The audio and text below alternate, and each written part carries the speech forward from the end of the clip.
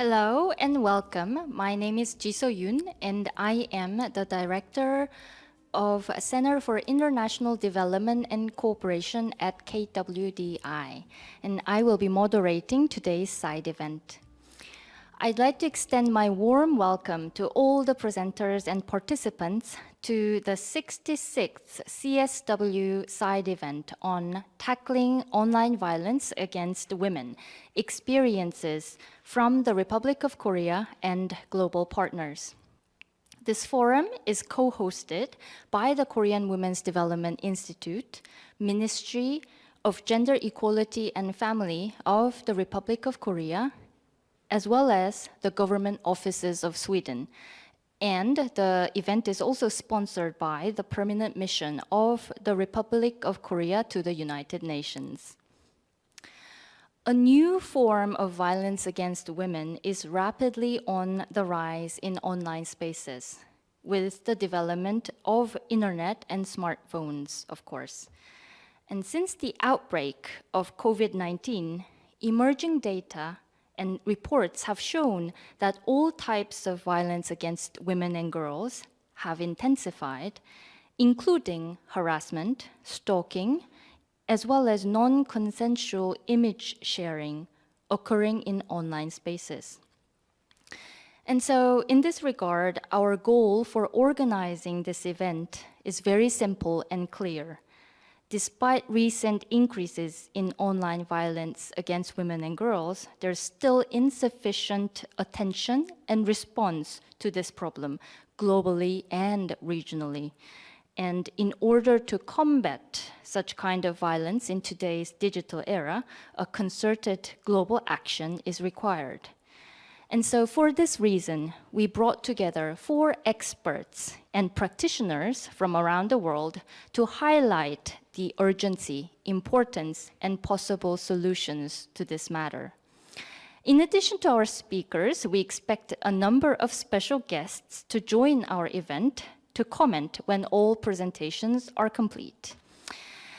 So for those of you following our program on YouTube, please feel free to write down questions and comments on YouTube as we speak and as you listen to our program.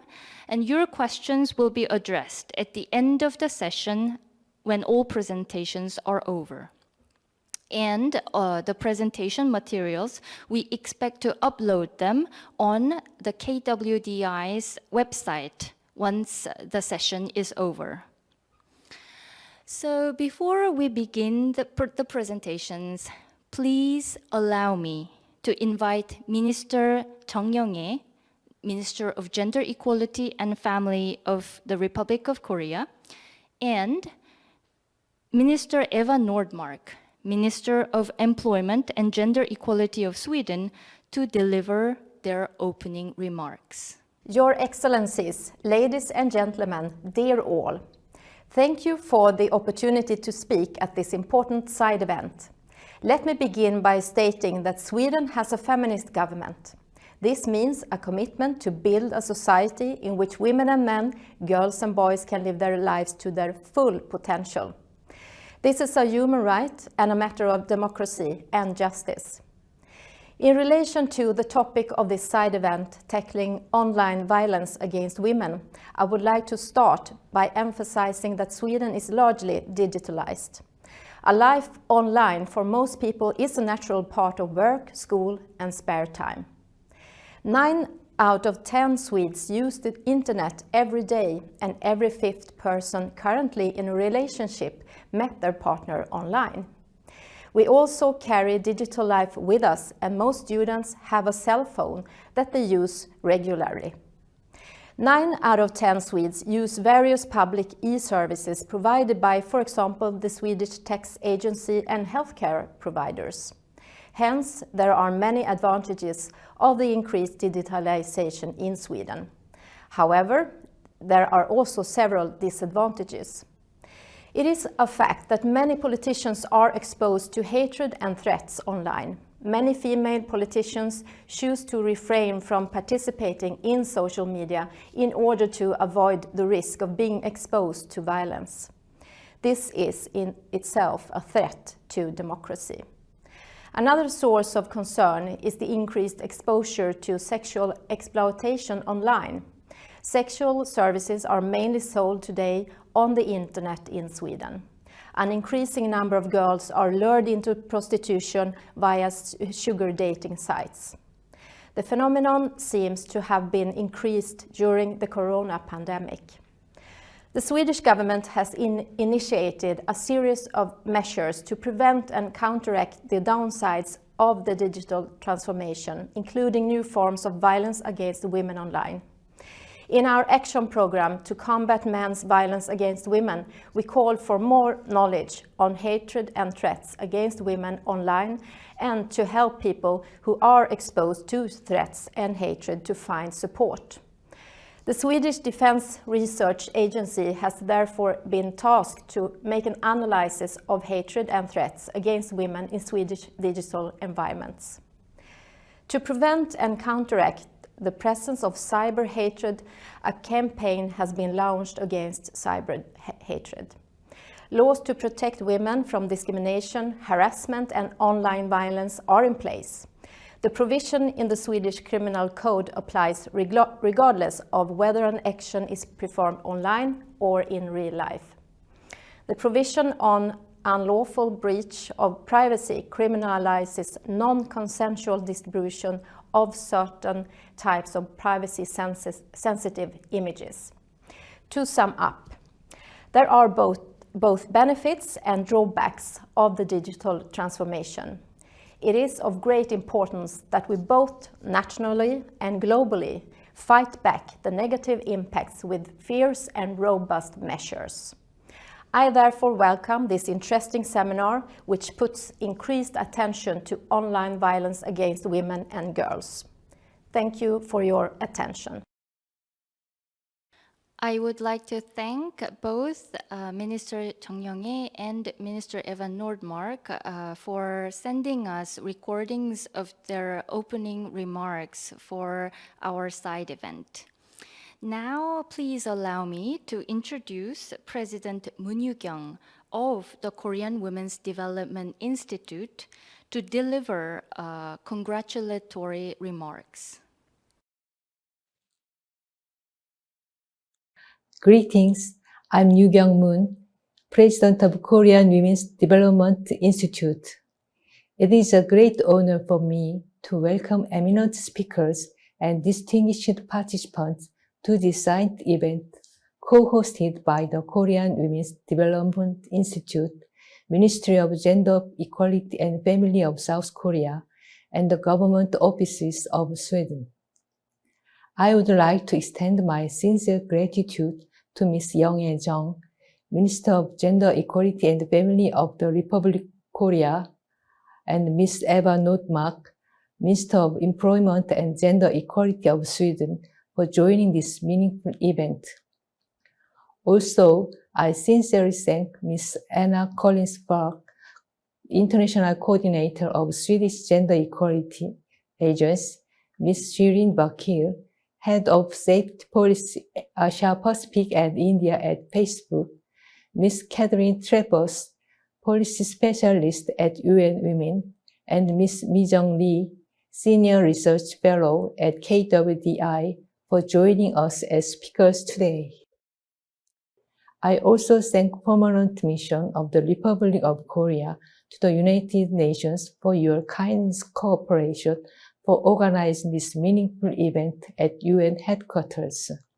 To briefly introduce our institute, KWDI is a government think tank on gender and family policy under the Prime Minister's Office of South Korea. It was founded in 1983.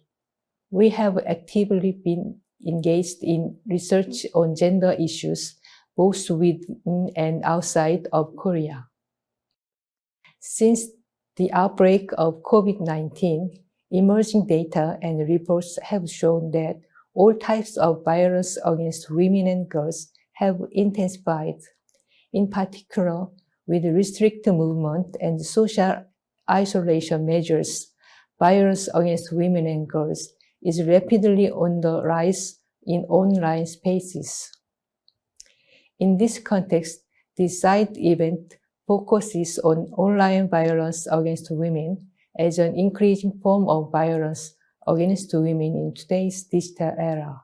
The Republic of Korea is a country where social awareness on the issue of online violence against women is high, and the government is actively implementing policy measures in order to prevent and eradicate online violence against women.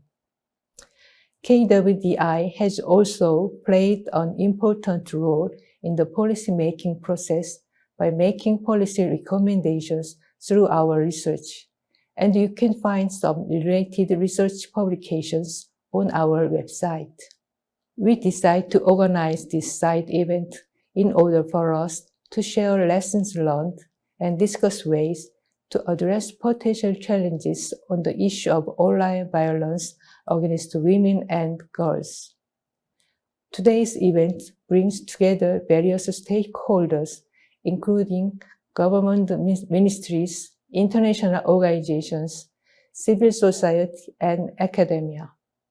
I hope this side event will provide useful implications for global partners and that we, South Korea, could also learn from your insights. I also wish that this event will provide a platform for further strengthening our partnership based on our common goal of gender equality and the eradication of online gender-based violence in a transformative way. Once again, I would like to convey my profound gratitude for all those experts and participants who have joined us here. I look forward to witnessing our discussions bearing fruit. Thank you very much.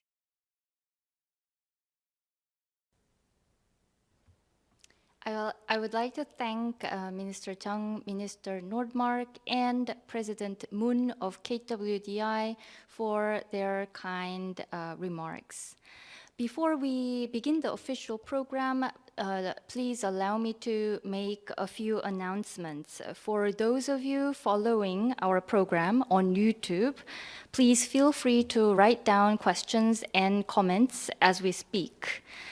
Your questions will be addressed at the end of today's session when all presentations are over. And also, our presentation materials, the presentation materials for today's session will be uploaded on KWDI's website after the session. Now, I would like to invite the four speakers. And because we have limited time, unfortunately, I would like to ask that all speakers keep their presentations to 10 minutes. Our first speaker is Ms. Mi-jung Lee, Senior Research Fellow at KWDI. Dr. Lee has been working for KWDI since year 2002 and has conducted extensive research on issues related to violence against women in Korea. Let me invite Dr. Lee to begin her presentation, which is titled Policy Responses to Online Violence Against Women and Girls in Korea.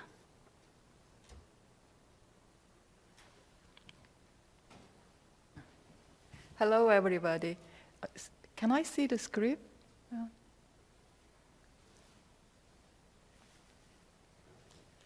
Okay. Today, I will introduce the Korean government's policy response to online violence against women and girls.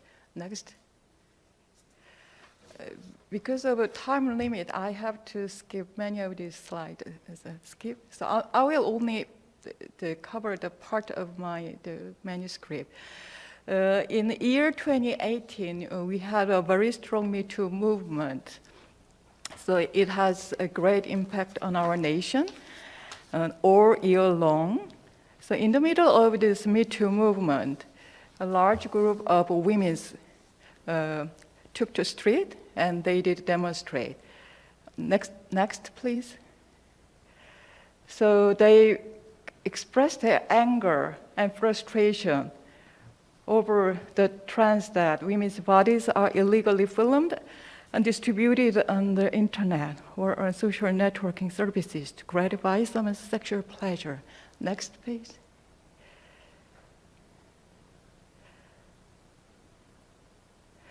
So they complain that they criticize the lack of policy responses despite the severity of harmful effects of illegal filming on women. Next page. So here I'm providing definition of this online sexual the violence against the women and girls. So the paragraph in the lower part, that is the definition provided by Women's Human Rights Institute of Korea. Next page. And nowadays, the gender-based violence through digital technology has been on the rise. So the large proportion of perpetrators are aged in late teens and early 20s. So these perpetrators can be intimate partner, friends, colleagues, people they know online, or people they do not know.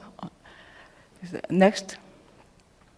So according to the police statistics, this online sex crime related to the illegal filming, the cases has increased more than 200% during past decades.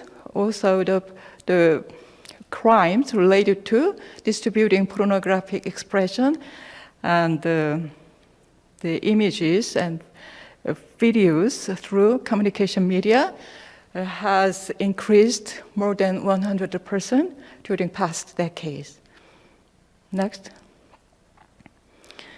So the legislative body in Korea, they responded to the public complaints and demands regarding online sexual violence. So the most of the criticism that was raised over the inability to punish distribution of voluntarily filmed materials. So until year 2018, there was no regulation to punish that the voluntarily filmed videos are distributed without consent. So these cases are so many, so common, so there was no regulation. So this legislative body, they has taken these complaints. So according to these complaints, the revision was made. Next. And also the article to punishing the distribution of fake video was introduced in year 2020. So among young people tend to show off their technical ability in creating fake video. But introduction of this punishment of distributing of fake video send a message to these young people. This act can be a punishable crime. Next. And the regarding many regulation about protecting child and youth from the online sexual violence, one of the big progress is the introduction of act to punish online grooming. So I think this is a big progress. So it has been effective from the September last year. Next. So this very heinous crime against girls online, it started from a minor action. It's talking with a stranger online. So this is punishing online grooming is a very important measure to prevent this more serious victimization. Next. And along with it, also the police was allowed to do undercover investigation. So it's a kind of a very new style of investigation in Korean context. So next. So I have to also mention that this sentencing guideline. Until year 2020, we do not have this sentencing standard for the digital sex crime. That's why this perpetrator of digital sex crime got so light punishment. So as a result of this, in year 2021, Jo Joo-bin, one of the major perpetrator in the Telegram scandal, in which many young women and girls are enslaved and they are blackmailed, he got 42-year prison sentence for sex crime, online and offline. So I think this is a big progress. Next. And also government agencies, they cooperate each other, they actively react. Next. The Telecommunication Standard Commission, they set up an organization and they expand the steps, and also they expand the working hours to respond to the demands of those people who are suffering from the online sex crime. So those cases are asking for review regarding illegal filming cases has been rapidly increased. Next. So these are the examples of the cooperation among government agencies. Because of time limit, I have to skip. Okay, next. Okay. Also, the Korean Communication Commission designated 14 agencies. So these agencies, this institution, support rapid investigation, deletion of damaging materials. Next. Next. The Ministry of Gender Equality, they provide a fund for the supporting center for the victims of the digital sex crime. So they did a lot of works to support the victim. So this center support the rapid deletion of materials and support the victim by linking them with investigative and legal and medical services. Next. So this center, those who get asked for help and who got help has increased accordingly. Next. So also the central government and local government, they designated the civil society organization to help this victim of the digital sex crimes. Next. Okay, so next. Okay, in the overall, the legislative body respond quickly to public demands. Next. Next. Next. So, because of time limit, I have to wrap up my presentation. I will mention only one task that is pending. During my research, I realized that the biggest problem facing regarding this online sexual crime is that there's child and youth and also women, very hesitant to report their cases because they are very afraid of being blamed for the act they did in the process of being victimized by the perpetrator. So in our country, it is mandatory to notify the guardians of minors if minors have reported being victimized in online sexual violence. So this measure is to protect the minors. But this measure also prevents these children and the youth to report their cases to the police. So I think we have to consider this issue more seriously. So this is my presentation. Thank you very much. Thank you very much for informing us about the Korean case. Now, I'd like to introduce our second speaker, Ms. Anna Collins-Falk. She is a senior advisor and international coordinator at Swedish Gender Equality Agency. Ms. Collins-Falk was the lead policy specialist on gender at SIDA headquarters. And before that, she has worked with the United Nations system for over 12 years. The title of her presentation today is Online Violence Against Women and Girls, policy response and challenges from Sweden. Thank you very much. Your Excellencies, distinguished panelists, thank you very much. It's an honor to be part of this panel and to share Swedish experiences and, as we said, challenges as well. Just like Minister Chung Young-ae mentioned, not one country alone can solve this. So this type of experience sharing is really important to all of us. Next slide, please. I'll just start by saying that online violence against women, or whatever word we choose to use, cyber violence or so forth, this is an expression of a deeply rooted gender equality in our society. Let's just position it as such.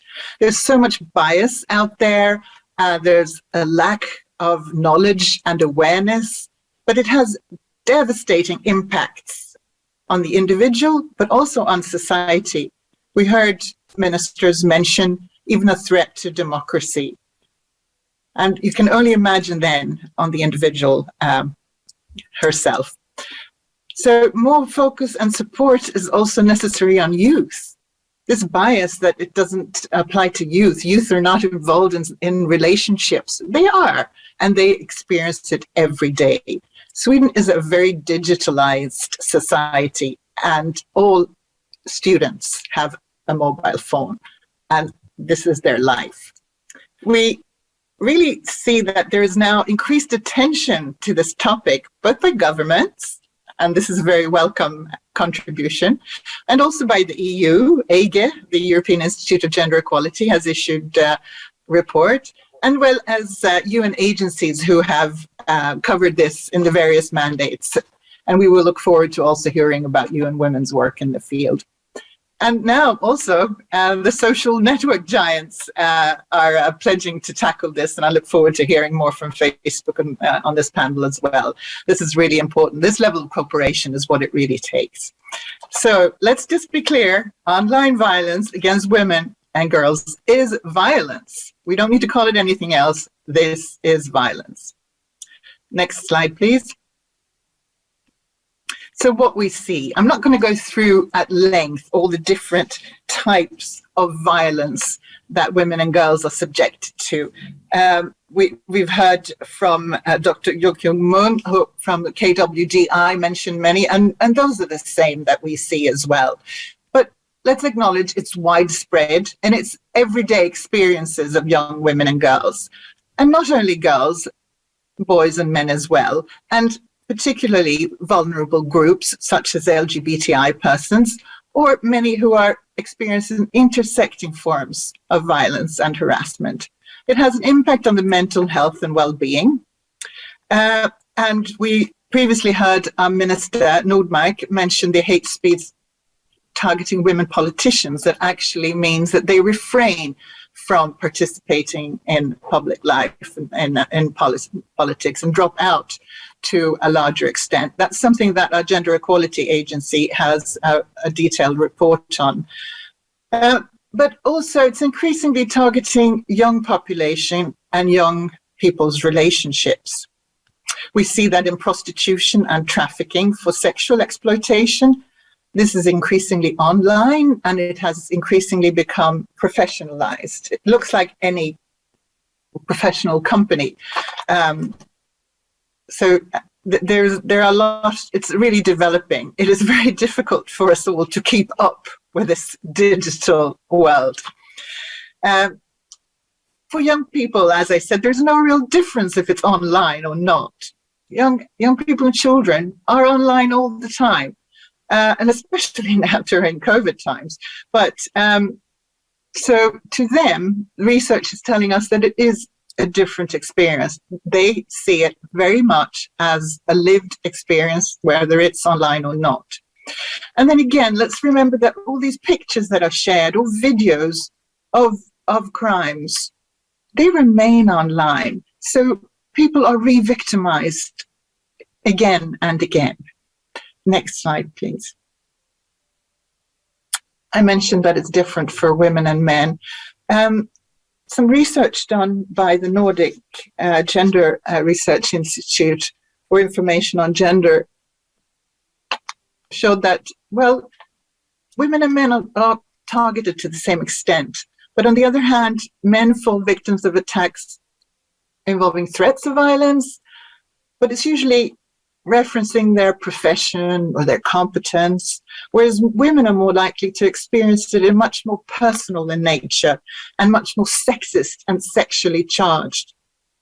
And then, of course, the intersecting categories are always exaggerated during online violence as well, whether it's race, religion, disability, and apart from gender, on top of gender. Thank you. Next slide, please.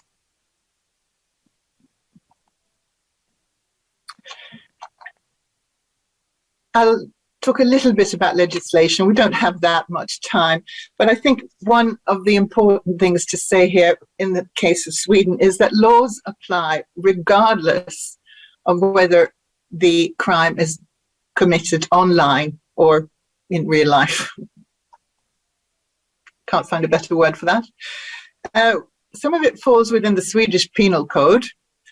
There is a long range of different crimes, whether it's unlawful threat, it's molestation, it's defamation or slander. Slander, if it's in several cases, like sharing explicit sexual pictures of sexual nature, for example, can be defamation.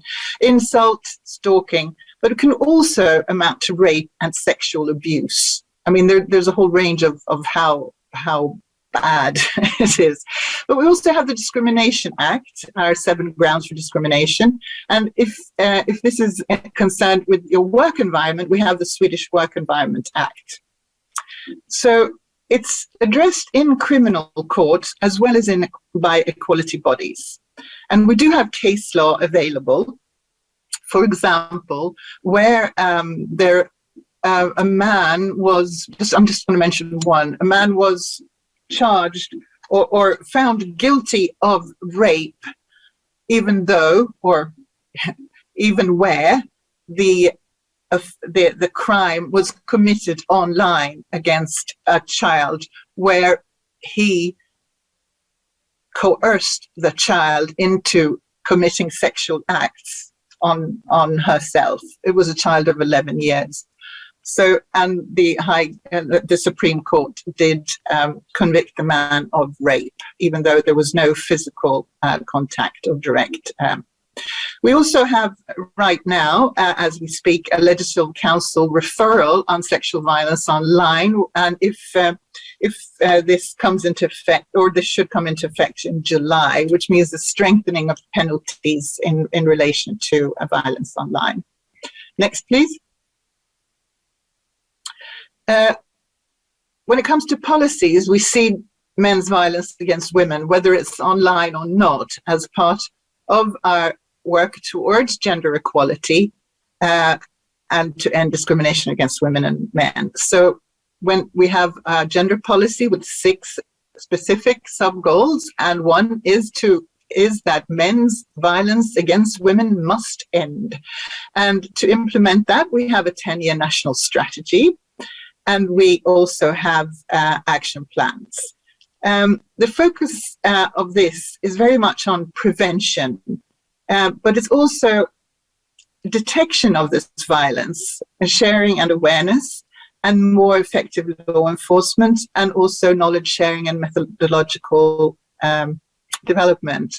And it's all based on and aligned with the Council of Europe Istanbul Convention on violence against women and domestic violence. So the international standards apply. Next, please. So there's a big range of violence prevention measures and support available. I've just tried to mention a few here. For example, there's now a handbook to support a structure for implementing evidence-based violence prevention, Nothing to Wait For, which our agency was involved with other partners. There are helplines for women, and there's also now digital ones. And the government has recently assigned the National Centre, NCK, for Violence Against Women at Uppsala University to pilot a helpline for men and non-binary people as well, to ensure that this support is available more broadly. Next one, please. We also have other platforms targeting younger peoples, unga relationer, which means in translation from Swedish, young relations or youth relations, a support platform. And we have a campaign that's now annual. Jealousy is not romantic. It's about teenage relationships and also getting professionals that meet young people to pay attention to the issue. There are also platforms and apps. For example, Tjejjouren Väst in Western Sweden has the Connect with Respect campaign, an opportunity for youth to share experiences in this and also to link to support. Next one, please. To summarize again, we like to see this as men's violence against women, whether it's online or not. So therefore, our work is very much strongly focused on prevention, of course. But having said that, prevention, we really need to have a comprehensive approach. That's why we link it to all the different gender equality policy areas. For example, our support to young people through the compulsory, it's not compulsive, it should say compulsory, comprehensive sexuality education, which has now been modernized for schools and now is about consent, consensual really, and it's about relationships and it's about sexuality. This is important discussions to have early, and this is also important in this context. And of course, that this is not just about women and girls. We need to have men and boys and young men involved in this and to understand the impact and to be part of the solution. So what we're doing is that we're strengthening our capacity and our laws, of course, on online violence, as well as the law enforcement, but also the support to victims. And we do this, as you saw in some of the campaigns that I mentioned, also in close cooperation with the civil society. And I think we can only do this together. And I would like to thank you again for this opportunity. And we really like to learn as much as possible from all of you and from others on this. It's a common struggle. Thank you very much. Next. Yeah, thank you very much, Ms. Anna Collins-Falk, for enlightening all of us with the Swedish case. I'd like to introduce our next speaker, Ms. Shireen Vakil, Head of Safety Policy, Asia Pacific and India at Facebook. Ms. Vakil is a passionate advocate for children and women's rights, and she has spent over 20 years in the development sector, primarily with Save the Children, as the Director of Advocacy and Campaigns with thematic expertise in child protection, education, gender, and justice. I'd like to invite Ms. Vakil to begin her presentation titled Keeping Women Safe Online.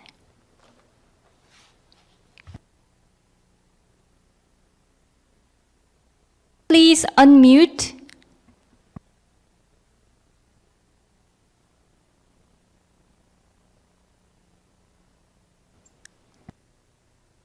Can you hear me? We can hear you.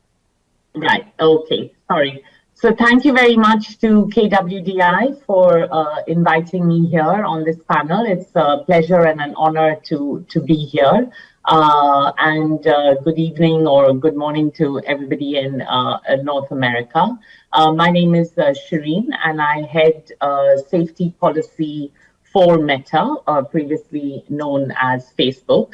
And I'm just going to spend a few minutes to talk about our approach to keeping women safe online on our platforms.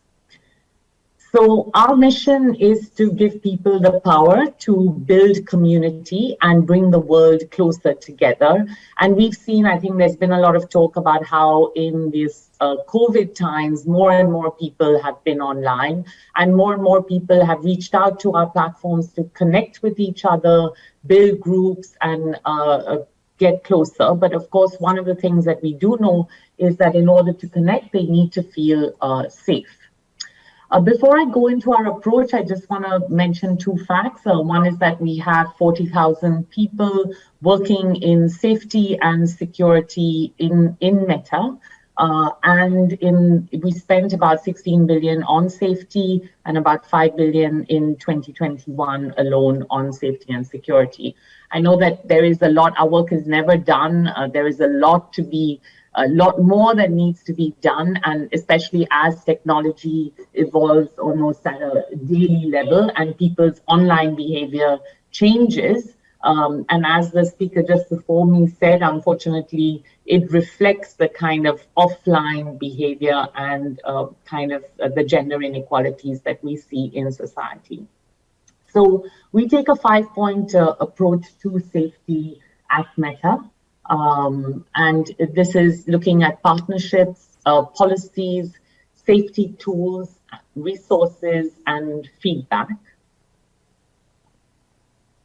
So the first is partnerships, which is really important to us because even though we do have a large team of about 40,000 people working on safety and security, many of whom are experts in this area. We know that we need to connect with people on the ground who have expertise and have the local country and context-specific expertise in this area. So we have over 850 safety partners globally, and these are people who have a variety of expertise, NGOs, academics, and this is a snapshot of some of our partners in the Asia-Pacific region. We also have a women's safety expert advisory group, which is again formed of different people from across the world. We have Professor Jiyeon Lee from South Korea on this group. The other area is our policies. So we have very clear defined policies, which we refer to as our community standards, which basically tells people what they can do and can't do on our platform. So what they're allowed to post and not post. And we try to find the right balance between giving people a place to express themselves freely, because we want people to be able to express themselves, but also making sure that there is a safe environment for everyone. So we try to maintain that balance. And we have a host of community standards. As I said, these are kind of the rules that you need to follow as to what you can post and not post on Facebook and Instagram. And it cuts across a variety of areas, many of which have implications for violence against women, like bullying and harassment, sexual exploitation of adults, hate speech when it's gendered, adult nudity, sexual solicitation, etc. And all of these are available online. You can go onto Facebook and you look at the community standards, and they're all detailed out there. And we try to make sure that they're as sort of simple and understandable for the users. So one of the policies when it comes to women that I want to highlight is the non-consensual sharing of intimate images. This is an issue that we have studied very closely with experts from around the world. And we do not tolerate the non-consensual sharing of intimate images, which is otherwise often known as revenge porn. And neither do we allow the sharing of those images, nor even threats to share images. So we remove images shared without permission or shared in a kind of so-called revenge context, but we don't like to use the term revenge because often it isn't like the woman has done anything wrong. And we also remove content that threatens or promotes sexual violence or exploitation, including, of course, the threat to share intimate images. So we worked with NGOs across the world in approximately 20 countries to look at how we can stop the sharing of non-consensually shared intimate images. And based on that learning from the pilot in about 20 countries in the last 5 years, a couple months ago, we've launched a global initiative called stopncii.org. So this is something that we've done in partnership with the UK Revenge Porn Helpline, and it is hosted by them. We have invested and developed the technology, but it is available for all industry members to use. And the point is that here you don't have to share your image. So your image never leaves your device. You just, if you have an image or a video that you feel worried about that could be shared, even before it comes onto platforms, you can go into Stop NCII, and then you'll be asked a few questions, importantly your age, because it's not for under 18s, because as you know, that they're minors, and that has to go to the National Center for Missing and Exploited Children. So you ask a couple of questions, and then you can just select those images, and a hash is created. So it doesn't, a person, a woman or a man, of course, don't need to share or send their intimate images. So as I said, you create a case is created, and a hash, or is like a unique digital footprint, is created, and this hash is then shared by stopncii.org with the tech companies. And then if it ever comes on, we use our technology to make sure that it is immediately removed, so it doesn't get seen by anybody.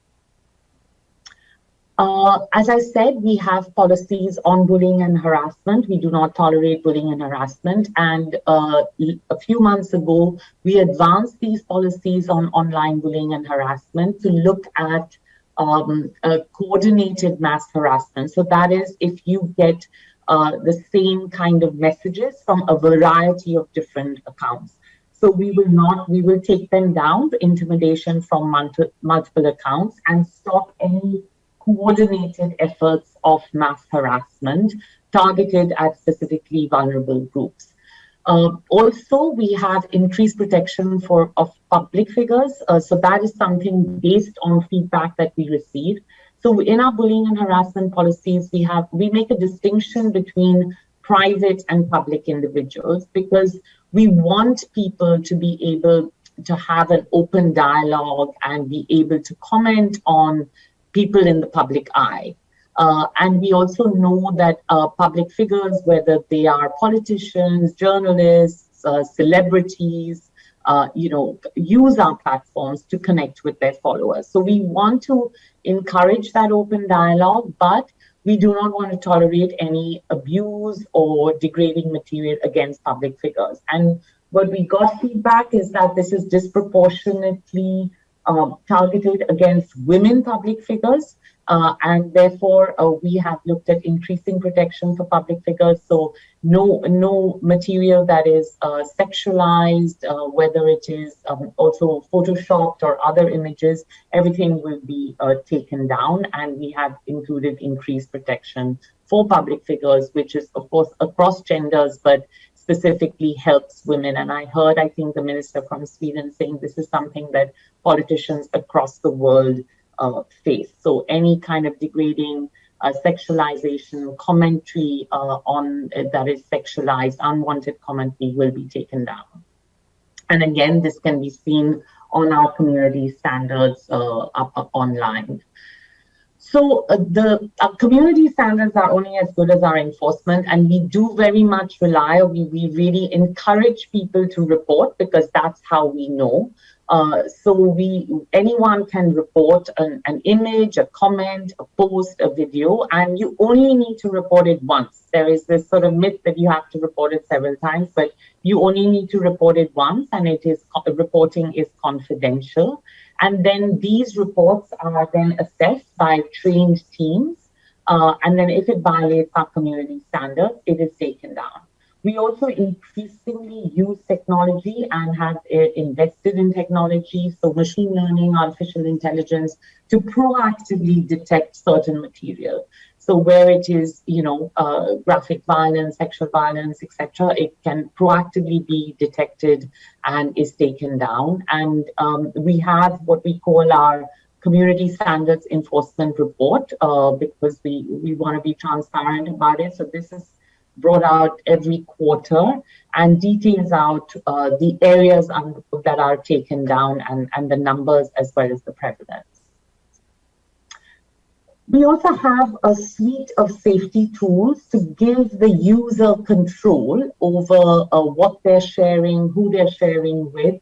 So there's a whole host of tools that we have, and I'm not going to go into that now. Just kind of, like block. You can of course report someone. You can block them. You can restrict your settings. Last year we introduced something called comment controls, which means that you can choose who you want to comment on your post. So even on a public post, of course, one of the things is you can distinguish your settings between public and private, but then you can choose who can comment. So you could choose only the people that you tag would be allowed to comment. So therefore you can kind of control the discussion. There is also the privacy checkup, which is important to go into, which will tell you what your settings are, who can see your posts, etc., as well as a profanity filter, which basically means that you can customize keywords that would be blocked out yourself, that you would not see. And then based on what our technology does is, if they're repeating words and offensive words, then that is picked up and that is then kind of cumulatively blocked out. Resources, so we develop resources for different aspects. We have a safety center, and on that safety center, we have a women's safety hub. So we have tried to put together all our resources for women on this hub. We do have something called She Leads, which is for, again, women public figures, women leaders, which gives you tools and tips. There is, on the Women's Safety Hub, there is a training tab, and there is a training video which will take you through all our policies as well as the tools and features in detail. So this could be useful for, women leaders, but also NGOs, etc., to go through that. And you can also, it's in multiple languages, I think about 15 languages currently, and you can also sign up for live training on that Safety Hub. That's the end of my presentation. Yeah, thank you. Thank you very much, Ms. Vakil, for introducing such detailed strategies and efforts of Facebook to keep women safe online. I'd like to now introduce our final speaker, Ms. Catherine Travers, Policy Specialist at UN Women. Ms. Travers previously worked as Development Officer for Democratic Life at Concertation Montreal and is the former Executive Director of Women in Cities International. I'd like to invite Ms. Travers to begin her presentation, which is titled Global Trends and Perspectives in Efforts to Prevent and Respond to Online Violence Against Women and Girls, Promising Practices and Ongoing Gaps and Challenges. Thank you kindly. And you'll share my presentation? Thank you. So, dear Excellencies, distinguished panelists, colleagues, partners, friends, good morning, good afternoon, and good evening, no matter where you are. I really want to say thank you for inviting me to speak in this really important event that's taking place in the context of the Commission on the Status of Women meetings, and I think is really directly tied also to the review theme of this year's CSW on women's economic empowerment in the changing world of work. We've heard a lot about the increased attention being placed on looking at online violence against women and girls in recent years, and in particular because of COVID-19 pandemic. And this is something that many of the panelists have already highlighted. I just wanted to quickly say that this is something that we've also been observing, and a trend that's being demonstrated more globally as well. So for example, the Office of the E-Safety Commissioner in Australia reported that online abuse and bullying increased by 50% in the first months of the pandemic. And so as we've already seen, this is a really global issue that requires global attention. Next slide, please. And so the objectives of what I wanted to share with you today, and mindful of time and gratitude to the previous panelists as well, who really did highlight a number of important issues. I wanted to point to some elements of the context that are unique when we look at online violence against women and girls, and talk about some of the work that's happening and what work is also needed to continue our prevention and response efforts. Next slide, please. So, of course, when we talk about online violence, we have to acknowledge that there still is an important gender gap. So as the world is increasingly digital, having access to technologies and access to the internet, something that also did increase as a result of the pandemic, when that was deemed to be more necessary, there's still a big gender gap in terms of access. And access doesn't just mean having it in your house, it's also having control over that technology and being able to use it effectively.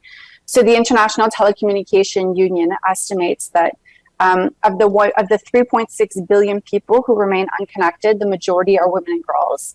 And then on average, 52% of women remain totally offline. So there's still an important gap here that we have to consider. And of course, when we talk about the unique and inherent features of digital technologies and online spaces, some of these have already been addressed, like anonymity, right? We don't know if it's a person next to us or someone around the world who could be harassing us online, for example. And so that distance as well is a unique feature that makes it particularly hard to address within state legislation, for example. Of course, it's easier and easier as well. It's easier to modify images. That technology that used to be quite expensive is now more affordable and readily available, really in people's pockets, to commit online violence against women.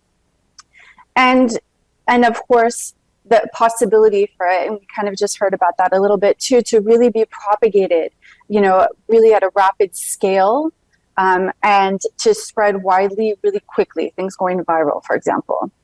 Of course, this is also a dynamic context. And so one of the things that we talk about so much is how quickly technology is advancing. But as quick as technology is advancing and innovating, so too are different forms of violence against women and girls online. We only have to think about Zoom bombing, for example, which really emerged during the pandemic as well, when work moved online, and that particularly targeted women's rights groups who were hosting meetings about women's rights issues online. And of course, there's different spaces. We often focus only on social media, but there are workspaces, there are education spaces, there's gaming. Online gaming is huge as well. And so it's important that we have a holistic portrait of the different spaces where women and girls experience violence online. Of course, this is something that can happen 24 hours a day. So if we think of a girl who's bullied in school, maybe the bullying stopped when she left school, at least until the next day, whereas now it can really continue in a 24-hour cycle. And this repeated and relentless nature of online violence is something that's unique and different from many of the other forms of violence that we study. So in the way that we learn and are continuing to learn about addressing online violence, it's important that we keep these really unique elements in our minds. And then, of course, we situate this within the continuum of violence. And this is something that's already been raised on this session. And so there is a direct link between violence online and offline. So, for example, a woman who's experiencing domestic violence, well, technology can give greater control over access. If you look at the video doorbells, for example, or different online tracking systems, to know where a person is. And so these are used like this. A woman politician, for example, whose address is released online, and then people show up and harass her in her place of work or in her home. There's also been cases of honor killings for women whose images have been distributed online. And so, as was already highlighted before, it's really important for us to understand that this form of online violence is a reproduction of the discrimination and the power imbalance and the gender inequality that we face in the offline world as well, that's now being reproduced and recreated in online spaces. Next slide, please. And so the first thing we have to do is make the case. We really need to understand, what does this look like? And so defining online violence, and this is something that was alluded to throughout this session as well, is something that's not clear up to this point. There are many different words used, many different definitions that have been proposed, but there's not a universally agreed upon definition yet. And this was something that was already identified as a gap area in the 2018 report of the Special Rapporteur of Violence Against Women report that looked at online violence specifically. Of course, when we're collecting data, we really need to look at both quantitative and qualitative data. And so part of that includes prevalence data. So really now we know that this is a global issue, but how prevalent is it? And so a recent study, for example, in Africa found that 5 countries in Africa found that 28% of women interviewed had experienced some form of online harassment. And more than 40% of those women said that it was because of their gender. That was the number one reason that they felt that they were targeted online. And so having more information like this can help us to know how to better respond.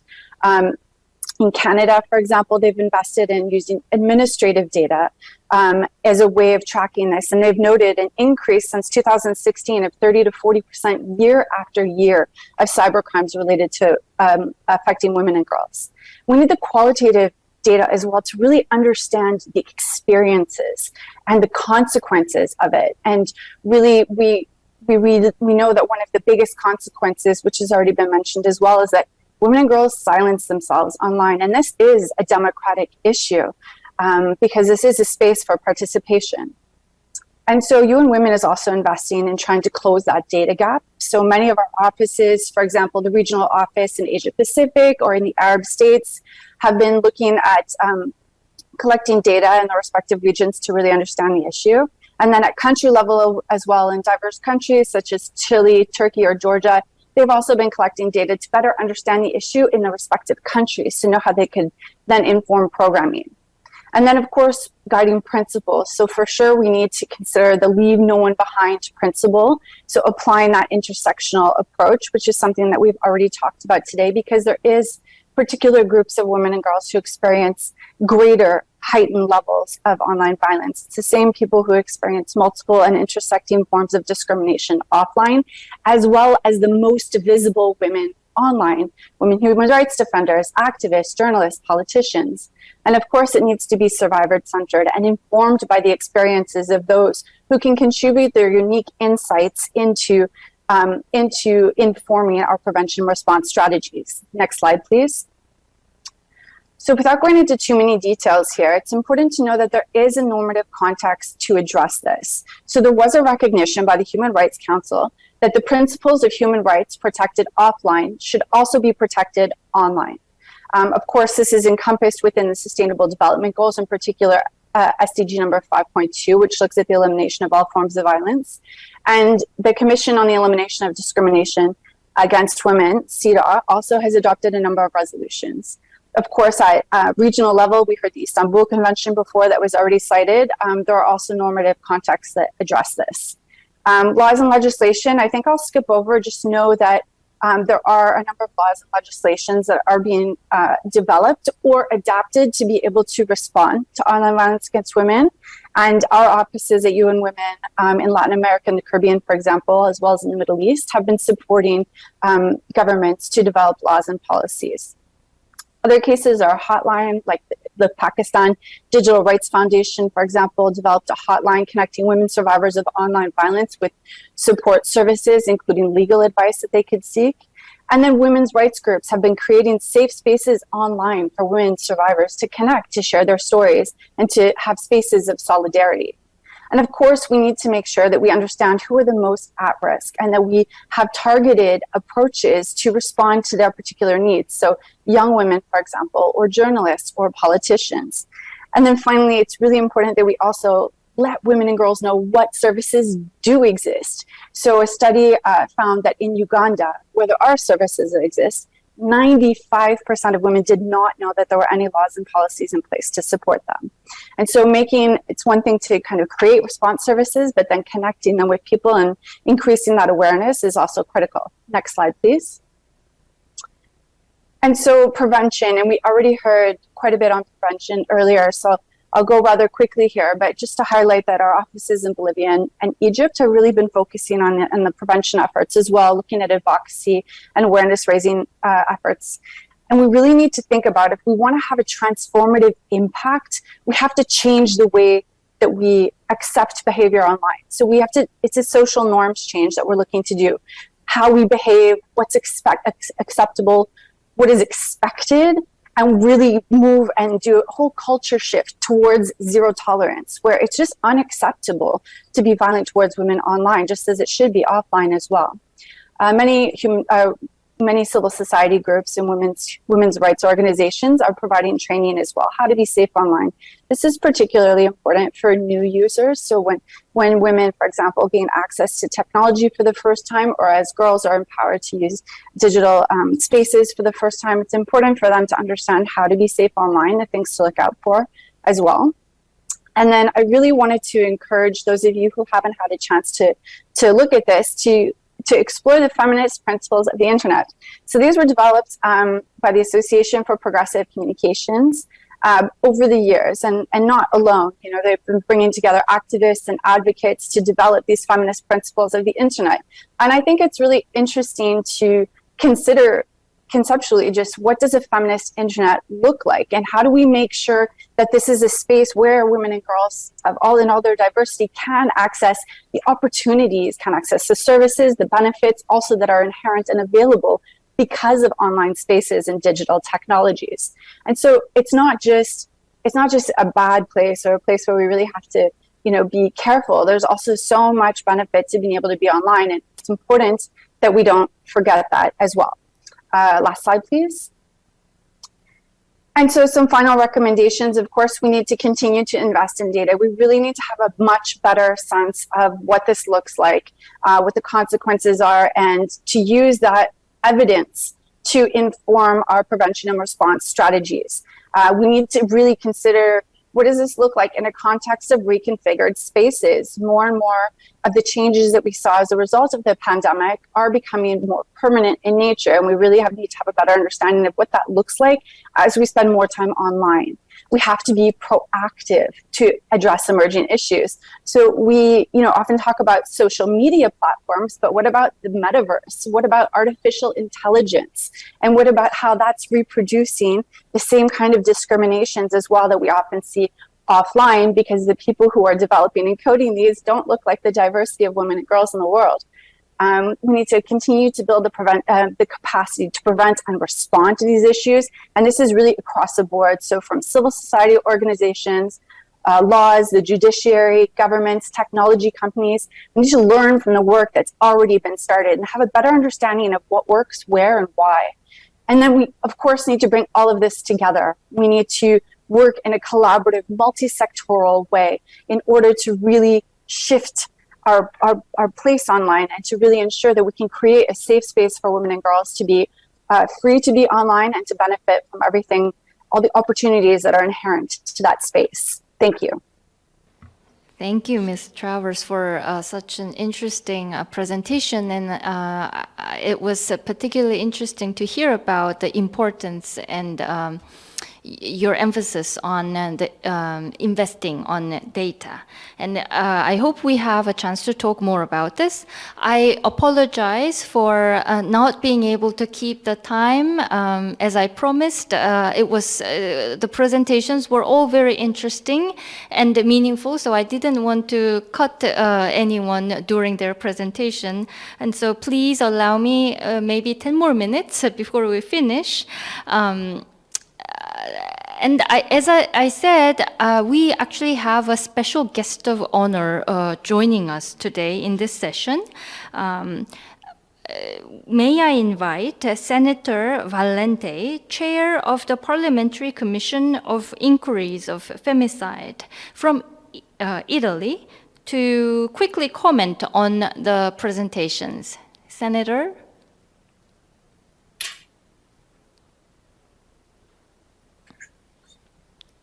Intanto, buongiorno, grazie. First of all, thank you very much, and I would like to say thank you to the Swedish government and to the Minister of Gender Equality and Family of the Republic of Korea, because it is most important to pay attention to the actual spreading of violence against women and girls through the use of digital tools. This phenomenon has increased during the pandemic. The commission that I chair on gender violence was first established in 2017 in the Senate, and it investigates on violence of men against women, so to provide the Parliament with a more comprehensive scenario of the criticalities that exist and that should be tackled by the Parliament. The Commission has a specific action plan based as a reference on the Istanbul Convention. As of 2017, the committee has generated a host of reports that have contributed to outline a new legislation, so to improve our policies against the violence of men against women, and we're very proud of the results attained. We have not yet dedicated a specific investigation on online violence against women and girls, but ever since our first report, we have highlighted the role of digital tools, especially in relation with women and girls and domestic violence. We've also made reference to the non-consensual spreading of explicit image, the so-called revenge porn. Some of these actions were sanctioned by law 2017 that actually are against the cyberbullying phenomenon. In 2019, we passed a specific law, the so-called Red Code, which is Law 69 of 2019, that introduced the crime, as I said, define revenge porn. I must say that this was certainly boosted by the alleged suicide of a young woman, Tiziana Cantone, whose explicit video were actually virally spread online.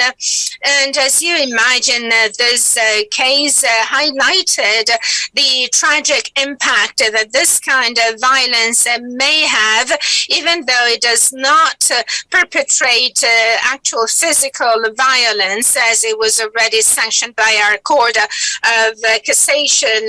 Then in November last, we published a first general recommendation vis-a-vis the digital violence against women. This is a key text that urges countries to respond to online violence and also to crimes that are perpetrated through IT tracking technologies.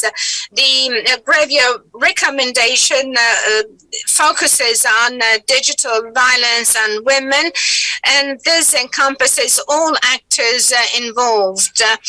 So the law enforcement bodies have now the competences and tools necessary to pursue and actually punish the perpetrators. We have to promote digital literacy so to identify these cases and stop the growing of violence.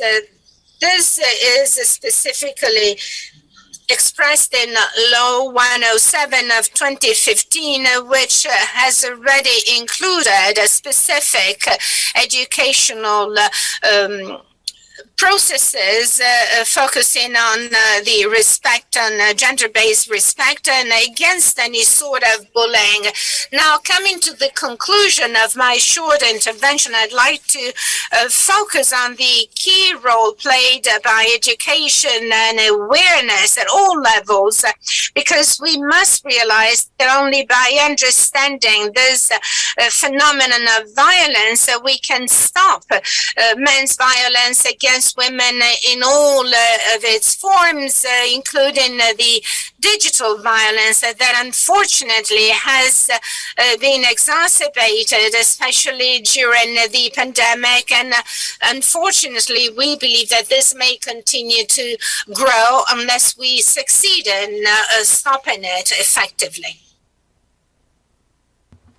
Thank you very much. Thank you very much for your comments. And again, I apologize for delay in the program, running a little bit late on our program. But nevertheless, I would like to raise some of the questions that were written on our Facebook page as we proceeded this program today. So let me read out some of the questions from our YouTube participants. A lot of online sexual crimes can only be traced back to a server located in a foreign country. How does South Korean government address the problem with jurisdiction in tracking the crime? Second question, what is a common punishment for cybercrime in, say, Republic of Korea and Sweden? Did it really work to prevent cybercrime from happening again?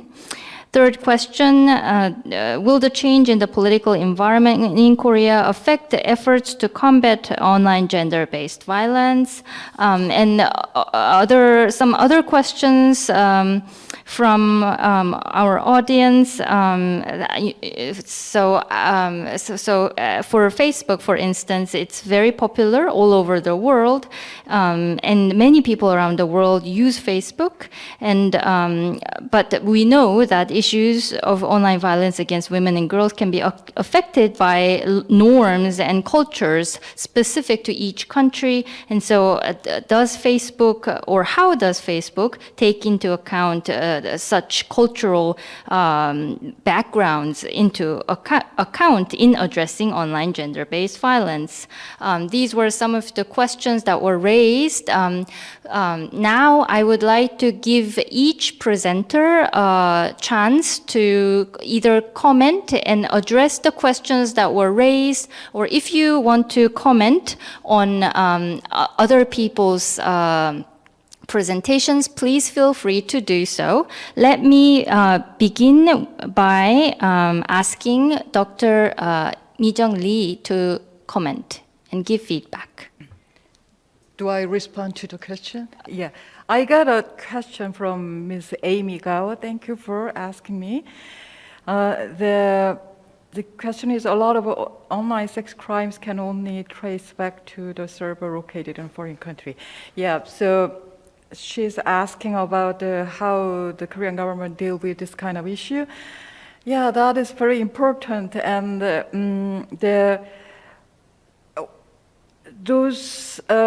when the platform is located outside of a Korean territory, I mean, usually those who representing the victim or victim themselves asking the platform located outside of Korean territory to take down the sexually exploitative this image and videos.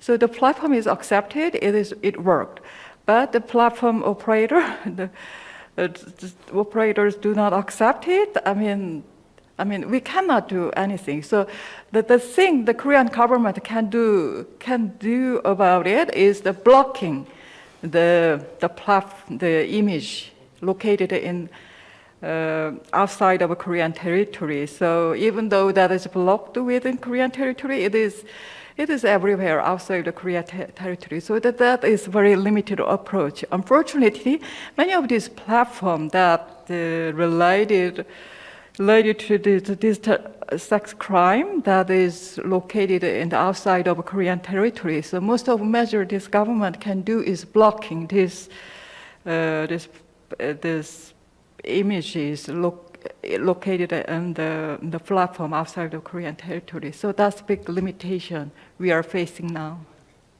Yeah, thank you. Thank you very much. Ms. Shirin Vakil, are you still here?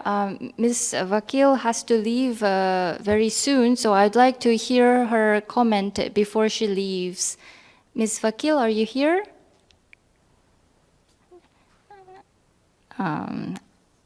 I am here. So I think there was a question on how we kind of take into account the different cultures and country contexts. So as I said, we have our community standards that need to apply globally, but we very much, when we're developing them, we have partners across the world, and that's when we consult with people to make sure that we are being as inclusive as possible, as diverse as possible, and especially considering the voices of the most marginalized. So whether it is women or women indeed from even more marginalized groups, or young people or children. So we consult very widely with a wide group of partners across the world.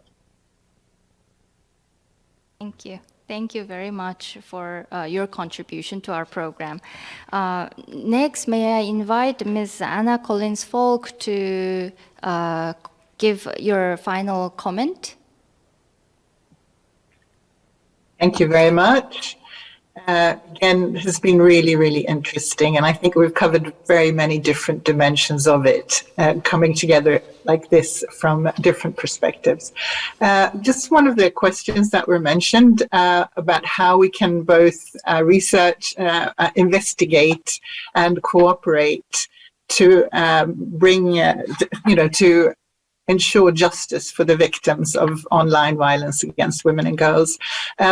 We're looking into that in Sweden. There is already a lot of international cooperation in this respect, but we're also, as the Minister mentioned, the Swedish Defence Research Agency has been commissioned to further analyze and also study hatred and threat crimes against women in Swedish digital environments. And there are other initiatives ongoing also on how to strengthen law enforcement as such, but it is difficult.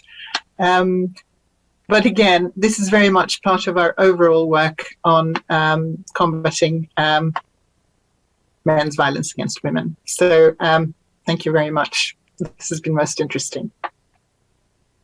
Thank you very much. Again, I apologize for not being able to manage the time very well, but I think it was indeed a very insightful session as we had anticipated, and I hope you all found it very informative and insightful as we did here. Now that brings us to the end of today's program. There's no doubt that online violence against women and girls is on the rise and has intensified in recent years.